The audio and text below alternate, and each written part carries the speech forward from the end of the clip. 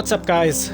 My name is MadSquash924. Welcome to Night Call, a game that I've read a little bit about, don't know much about, but from what I can understand, is a game where it has so many different possibilities. A game about a butterfly effect through every playthrough, I am told, supposedly, because in this game you are a taxi driver, I think. And we have a passenger decks. As you see, there are so many. I went to go do a bit of mic testing before, so this is why you see this one. But there's so many that you could see for supposed traffic opportunities. And apparently there's a mystery in this game that is within this plot, and I'm very interested in learning about it. Now we're gonna go right into it. And this is one of those games where you probably don't need to watch the whole time. You can probably see most of it and, oh, interesting. Maybe not. Let's see. There's a judge. Victims have all something in common, and motives seem clear. Well, which suspect could have done it? Balanced case, perfect for the first run. Random victims, unknown motive. Weird case, slightly more difficult than the others.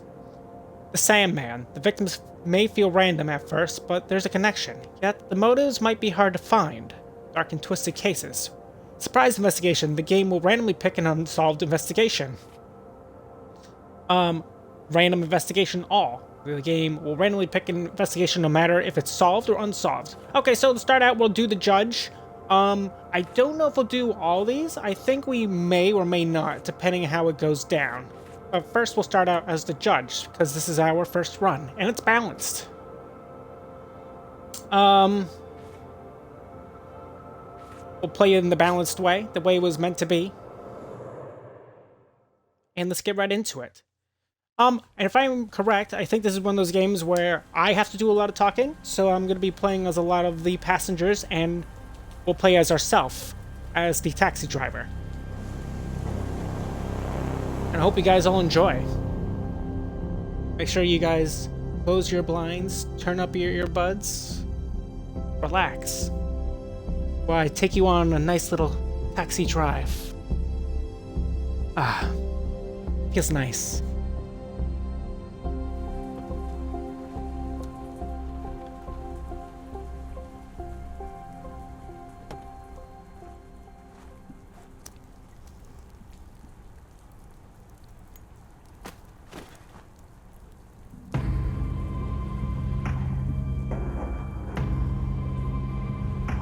There's a murder.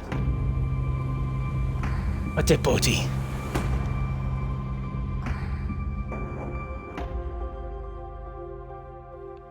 Night call.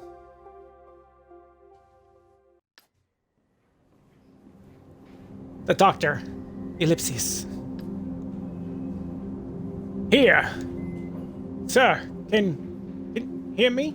Or do I need to speak up? Yeah, speak up.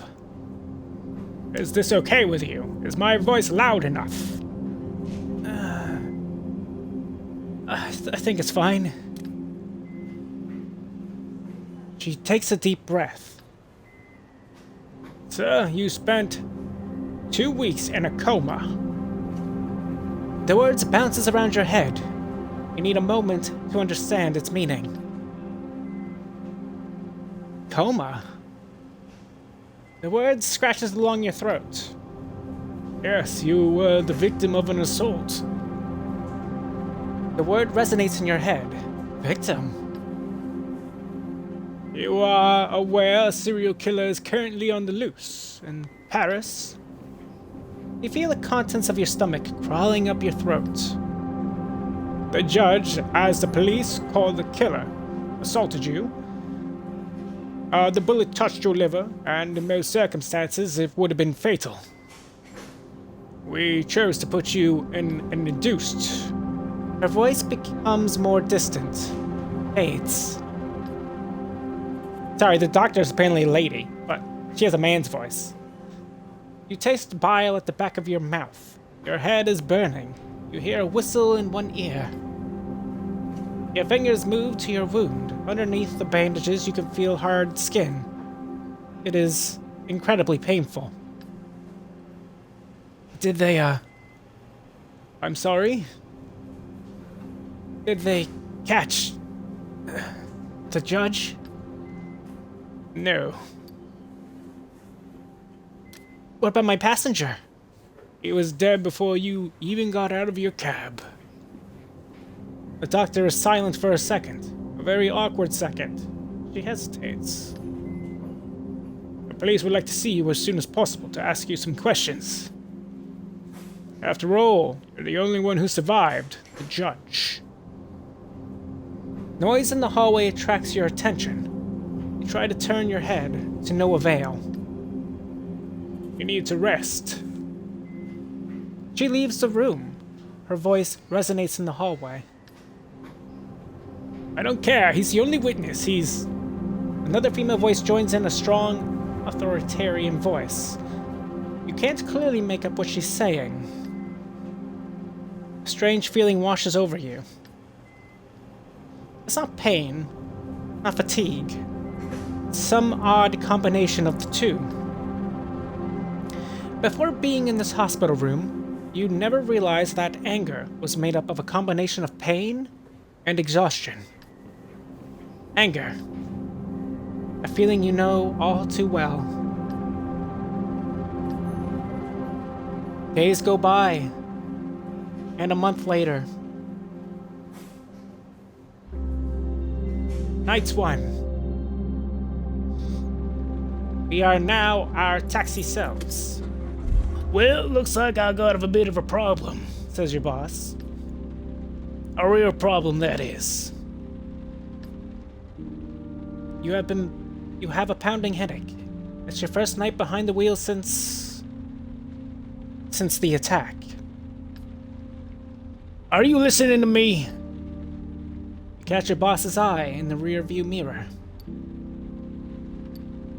Sorry. I just want things to get back to normal. To clear my head. To stop thinking about it all. He's watching you closely, trying to make out what's going on in your head. You know, I'm worried about you, don't you? Yeah, I know. You're like a son to me, you know? Yeah, I know. And you know he's about to tell you the story of his taxi fleet. Again. When my father died and left me the store, I could have sold it. I could have retired, gone back to the old country. But I decided to start a cab fleet with the money he left me to hire the guys from the neighborhood. And that's why I got 45 guys like you working for me. His hand flutters in the air. Though none of them are any match for you. He smiles. His voice suddenly takes on a serious note. Do you want me to go over everything again? He points to the equipment on the dashboard, the meter, the GPS. You haven't been in a taxi for weeks. Maybe you do need a little refresher. Yeah, it's a good idea. Right then. Just give me 1 second. Sorry about this. I'm gonna reduce that a little bit.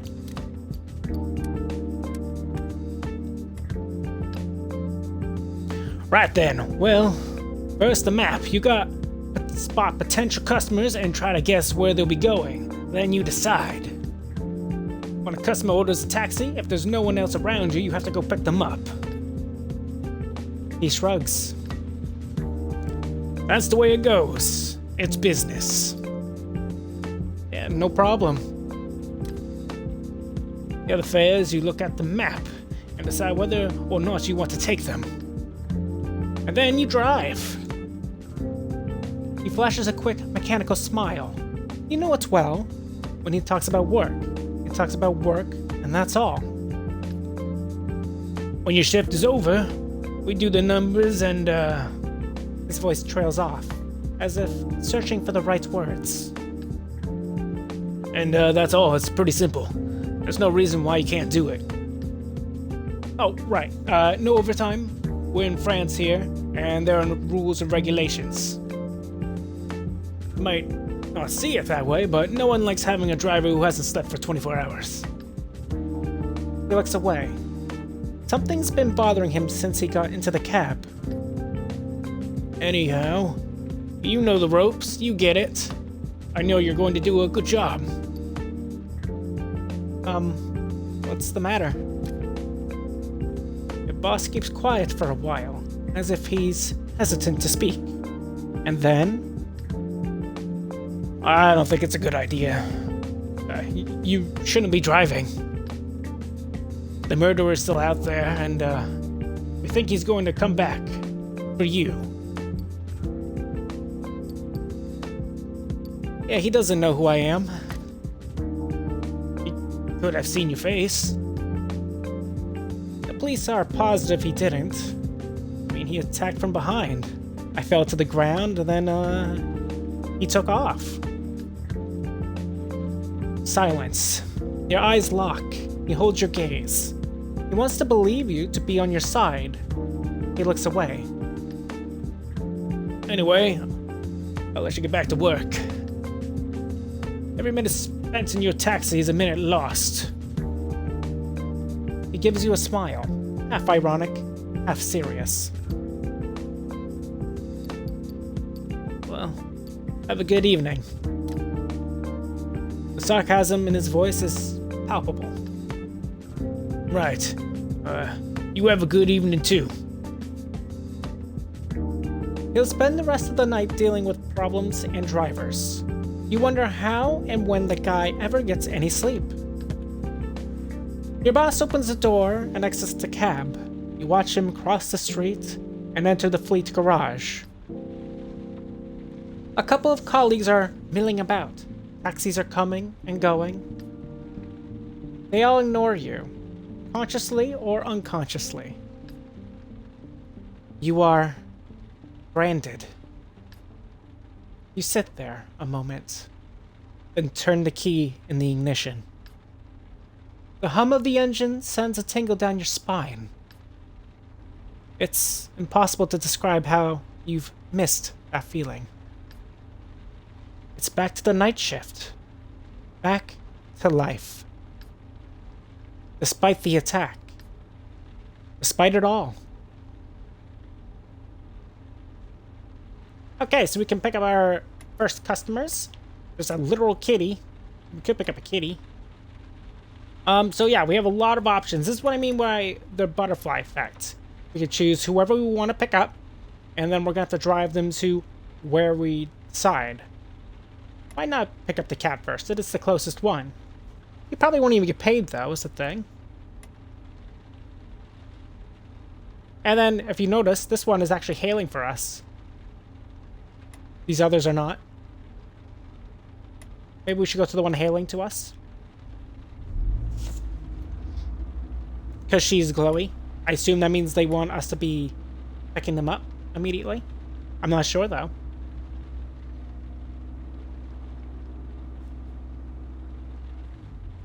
Her name is Claudia Campos. She wants to go 8.87 kilometers. The fare is 30.15. Is that I don't know the currency. Is that euros? That's probably not. It's probably pounds. Imagine it's pounds. Because we're in France, right? You pick up your next passenger in front of the Paris office of the medical examiner. The morgue. When she gets in, you are surprised. How can she be a suspect? Her face, beautiful and soft, doesn't go with her clothing, her style, or her attitude. She gives you her address and you start driving. Her voice is dry, frank, and she has an accent you have trouble determining. South American, maybe. She seems far away, lost in thought. A few seconds go by, and she still hasn't taken so much as a look at you.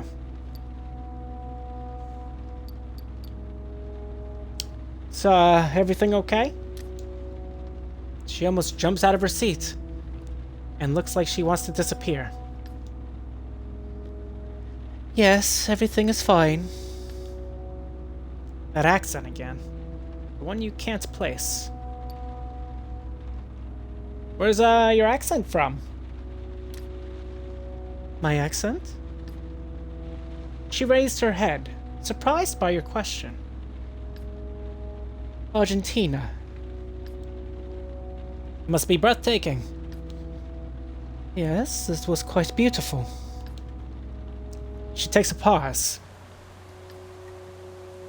And it's been years since I've been back. Why's that? I prefer France. Don't look surprised, it's complicated. I'm not sure if you're aware of this, but there was a dictatorship in Argentina. She lowers her voice a bit and sounds far away. It was a military junta. My parents died. And, I don't think I could go back. France is just fine. It's a beautiful country. A smile flashes across her face, but disappears almost immediately. France welcomed a great deal of South Americans in the 70s. Argentinians, Chileans, Bolivians. Oh, I'm sorry. No problem, it's a long time ago, 20, 30 years. It's in the past, it's over. She pauses. Like it never happened. She grows teary-eyed. I sometimes wonder myself if... A sad smile runs across her face, like a shooting star. A second goes by, slowly, very slowly. Then the meteorite explodes. Your passenger breaks down. Well, it's probably gonna cry. Between sobs, you hear her say something. Give me a minute. Please. Without a word, and without the slightest noise, you slow down. The road passes by slowly, in no hurry. After a moment, she sits up. Can I ask you something? You nod, and she takes a deep breath. This may seem like a ridiculous question, or at least a stupid one. Actually, it's completely stupid. You give her an encouraging smile. But I'd like you to hit on me. She blushes and immediately follows up. I mean, not for real, just for play. Like we're at a bar, like you want to buy me a drink. She shakes her head. Ah, forget it, it's stupid. Totally stupid. We asked for clarification. What is it that you want me to do exactly? My job is very difficult. It's complicated. I don't get out much. I'm not much of a partier. And internet dating, not my thing. It makes me really uncomfortable. She sighs. Maybe I'm desperate, but I feel like being hit on. Yes, hit on. Plainly and simply. I could care less if that shocks you or if you think it's funny, as long as you go and play along. Silence. So? I suppose we can. Thank you. She smiles discreetly at you. That warms my heart, really. I just have a few rules, if you don't mind. First, I don't want to talk about Argentina, my home, my parents. Avoid the subject. She pauses. Does that work for you? You nod. Good. Second, I don't want to talk about work. I'm a medical examiner. Do you know what that is? I do. I can open dead bodies. I take out bullets, tumors, cirrhosis-filled livers. At first, people are always fascinated, but they quickly get disgusted. So nothing about work. Let's start if you're ready. You nod. We're in a bar. It's not very late. Not very late, but we're the only ones there. I'm alone at the bar, finishing a drink. I get up to leave. Silence. Please go ahead. Hitting on a passenger. This is definitely a first. You gotta find a good line, something that will set the tone. Start with the polite line. Excuse me. Yes? Her voice is softer. Her accent stronger. May I join you? Of course. She sits up a little and points to the imaginary bar next to her. Buy me a drink? Of course. How about a little game? You look like the kind of guy who drinks cocktails. Something sweet? I could be wrong, but... and what about me? What's my kind of drink? She rolls the R on the last word.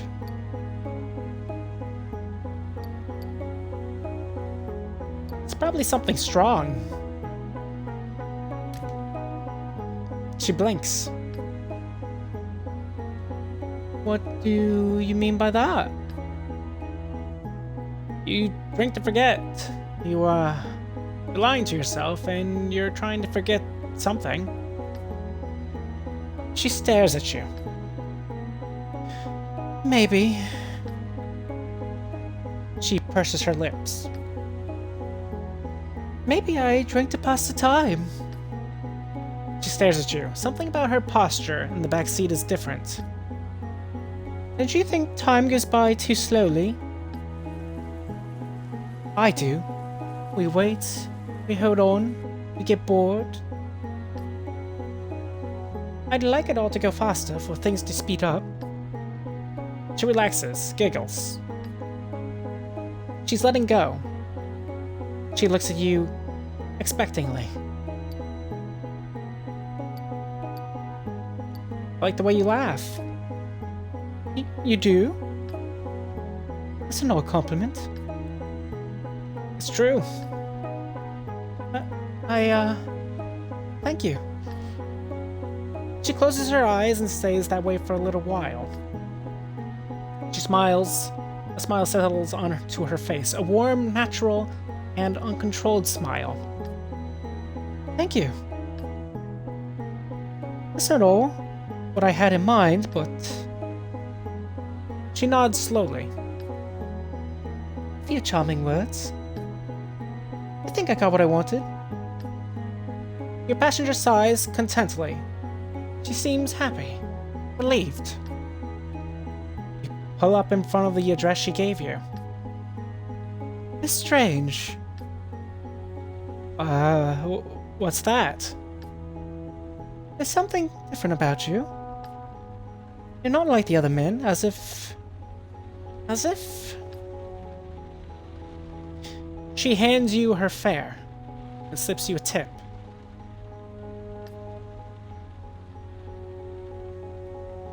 Sorry, there's an achievement, I can't read it. Can't refuse it, please. It means something to me. You nod. I hope to run into you again. You shiver. One last smile. Goodbye. She gets out of the cab. You watch her until she disappears into her building. And we get some money. And we got a tip. We got profits. And those are the gist of how these go. So we can pick up this person, we can pick up somebody else, but it seems to be guiding us in a particular way. And they are the closest one. So let's go pick up this one.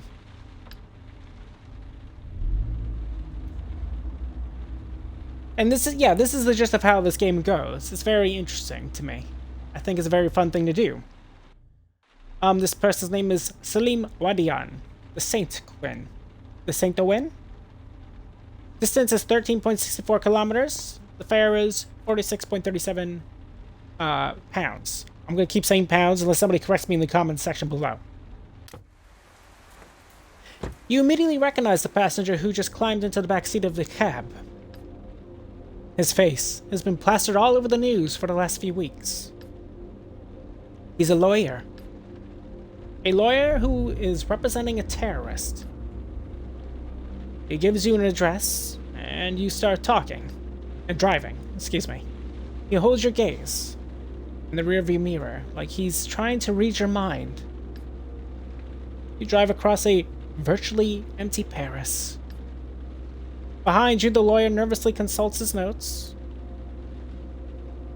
We'll say nothing at the moment. You continue driving without saying a word. Your passenger mutters. Why did he say that to the cops? He's not taking this seriously. He doesn't get it. Idiot. There again, he says it again. Is he contradicting himself or just... You glance in your mirror. The lawyer looks like a smaller version of himself. You sure everything is alright? He closes his eyes and remains silent for a while. You see him start to break. I can't take it anymore. He takes a deep breath. He loses control of his voice. This guy's a real asshole. He's not just a monster, he's a total idiot. Tears form at the corner of his eyes. I've never seen such a moronic defendant. You know what it's like to defend a moron? You know what it's like to get only 3 hours of sleep a night so you can defend a fucking moron? Do you have any idea? He yells, so loudly, the windows shake.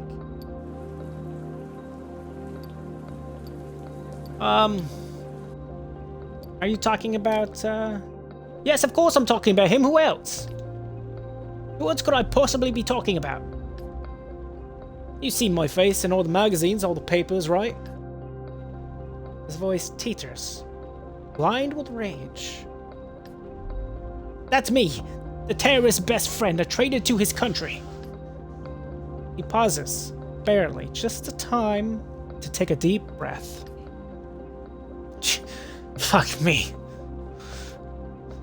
He kicks the seat in front of him. Fuck! He calms himself down. He steadies his breath. I'm the one who agreed to it. I actually fought to represent him. It's my own damn fault. I'm being dragged through the mud. He raises his hand, snickers. Yeah, I made it. At first I thought it was pretty great. Being on TV, all the interviews, journalists asking my opinion about everything. I shook so many hands, said so many words, sentences, yet I actually said nothing. When I worked in the hood, not a single person cared about my work. And now in 5 hours I have to be on the radio, in 7 on TV. He pauses, breathes. His voice sounds further and further away.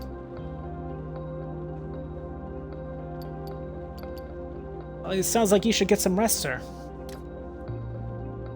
He chuckles. Rest? No way. Actually, it's simple. I almost never sleep. When I lie in bed, I stare at the ceiling and go over the evidence in my head. He sits up. It's barbaric. Disgusting. So horrific. It's almost unreal. He lets out a sigh from somewhere deep in his body. And then I discover my client bought nails. The nails that were in the bombs at the corner market. And he kept the receipt. He kept the fucking receipt. Ugh. Folded it in half and slipped it into his wallet. That's what I see when I close my eyes. Disemboweled bodies and a receipt for €2 worth of nails. So it is euros. Why? He raises his voice, quite high. Why, for fuck's sake? He thought he could expense it when he got to heaven? He pauses. So stupid and so dangerous. He disgusts me. He revolts me. So, if that's the case, why do you defend him then? Because everyone has the right to an attorney. Everyone, without exception. Otherwise, justice just no longer is just. His fit of rage subsides. His fingers are shaking. When I signed on, I thought I'd be representing someone crazy. And I find out he's just a moron who's played too much video games. Guys never even read the holy book, then used to justify their so-called acts of martyrdom. He read a few passages online. Passages. Online. Do you have any idea what a complete moron he is? He chuckles. I'm sorry. I am truly sorry. I shouldn't have said all that. He takes a deep breath. I don't have anyone else to talk about with. All the other lawyers avoid me like the plague. My mother can't understand why I'm doing this. She's so ashamed. She went back to Algeria. He is shaking. I get the shame. What I don't get is when people just lump things together. I'm not a terrorist. I'm not a murderer. Well, no one else would do it, so... Yeah, so what? Do I get a prize? No. I get spit on every day. Why? For a moron. We could hang him right there. Right now, and no one, I'm telling you, would shed a tear. He stays quiet for a moment, catches your gaze.